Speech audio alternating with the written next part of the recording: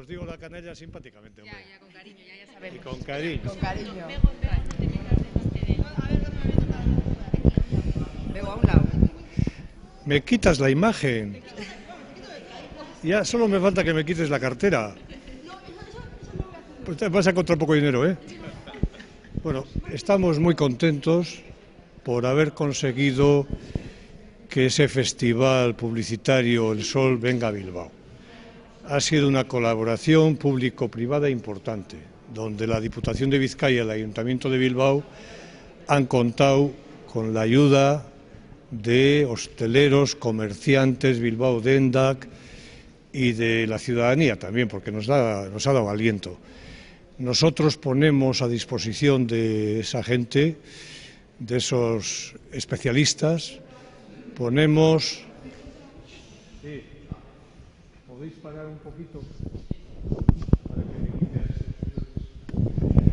Perdonad, ¿dónde íbamos?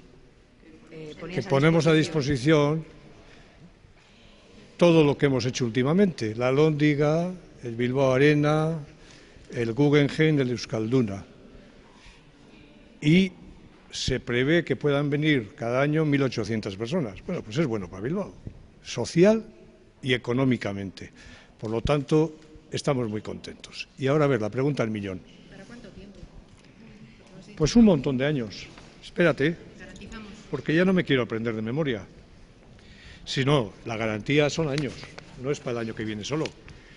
A ver, estas gafas mías, cuya patilla está rota... Izaskun dice que 2016. ¿Las gafas? No, Izaskun. Pueden durar. Izaskun generalmente suele tener razón. El 12, 13, 14, 15 y 16. Pero si el 16 estamos todos de acuerdo y conforme, podemos seguir. Me imagino que la pregunta del millón la esperaría por el dinero. ¿Nos va a costar algo o qué es lo que Sí, puede ya traer? nos cuesta poner esos instrumentos que acabo de decir, el Guggenheim, el Bilbao Arena, etcétera. Eso cuesta dinero. Y ahí es donde las instituciones, pues echamos el resto, claro. Pero hacemos ese esfuerzo pues para que se llenen los hoteles, para que venga gente y para que compren camisas y calzoncillos en Bilbao y se lleven una buena